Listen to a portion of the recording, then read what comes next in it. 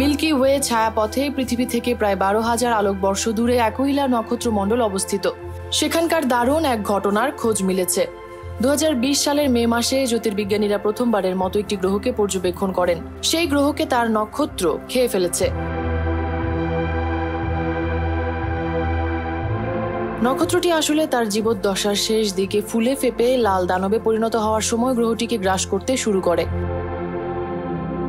James Webb space টেলিস্কোপে নতুন পর্যবেক্ষণ সেই ঘটনার ময়নাতদন্ত করছে। দেখা যাচ্ছে গ্রহটির পতন প্রাথমিকভাবে যা ভাবা হয়েছিল তার থেকে ভিন্নভাবে ঘটেছে।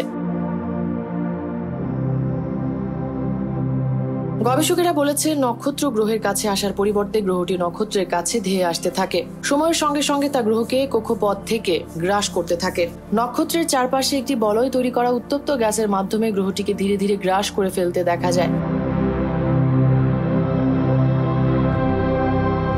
বিজ্ঞানী রায়ান লাও বলেন, গ্রহকে যখন গ্রাস করে ফেলে তখন নক্ষত্রের থেকে প্রচুর পরিমাণে উপাদান নির্গত হয়। ধূলিময় অবশিষ্ট অনেক উপাদান নক্ষত্র থেকে বের হয়ে আসে। নক্ষত্রটি আমাদের সূর্যের চেয়ে সামান্য লালচেও কম উজ্জ্বল।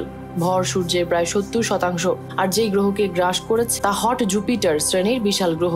নক্ষত্রের খুব কাছে বলে এমন গ্রহ উচ্চ তাপমাত্রায় গ্যাসীয় গ্রহ। হার্ভার্ড স্মিথসোনিয়ান সেন্টার ফর অ্যাস্ট্রোফিজিক্সের বিজ্ঞানী মর্গান ম্যাকলিওড বলেন, আমরা বিশ্বাস করছি সম্ভবত একটি বিশাল গ্রহের সঙ্গে এমন ঘটনা ঘটেছে। বৃহস্পতি গ্রহের ভর কয়েক গুণ গ্রহটিকে নক্ষত্র গ্রাস করে নিয়েছে। বৃহস্পতি আমাদের সৌরজগতের বৃহত্তম গ্রহ।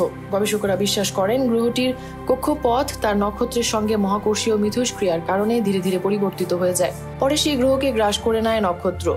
প্রথম নক্ষত্র গ্রহের বায়ুমণ্ডলকে ধ্বংস করে দেয়। নাক্ষত্রিক বায়ুমণ্ডলের মধ্যে প্রবেশের মধ্য দিয়ে গ্রহটি দ্রুত নক্ষত্রের মধ্যে পতিত হয়। গ্রহটি ভেতরের দিকে পতিত হয় ও নক্ষত্রের গভীরে প্রবেশ করার সঙ্গে সঙ্গে তার গ্যাসীয় বাইরের স্তর বিচ্ছিন্ন হয়ে যায়। এমন ঘটনা আমাদের সৌরজগতে ভবিষ্যতে দেখা যেতে পারে। যদিও আমাদের সৌরজগতের কোনো গ্রহ সূর্যের এত কাছে অবস্থিত নয়। আজ থেকে 5 বিলিয়ন বছর পর সূর্য লাল দানব পর্যায়ে বাইরের দিকে প্রসারিত হবে। তখন সম্ভবত বুধ ও শুক্রকে গ্রাস করবে। সেই হিসেবে পৃথিবীকেও গ্রাস করতে পারে। মেহরুন বিনতে ফেরদৌস, সাতরং নিউজ।